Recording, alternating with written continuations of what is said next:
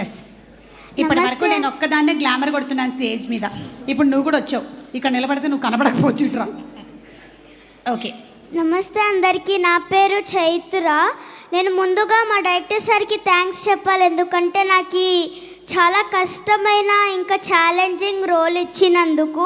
ఇంకా మా ఆది గారికి, మా అచ్చనక్కకి కూడా చాలా థ్యాంక్స్, ఎందుకంటే నన్ను సపోర్ట్ చేసినందుకు. ఇంకా మా డాడీ, మై లవ్లీ డాడీ మధునందన గారు కూడా నన్ను చాలా సపోర్ట్ చేశారు.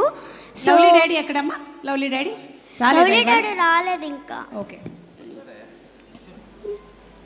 నువ్వు మాట్లాడు.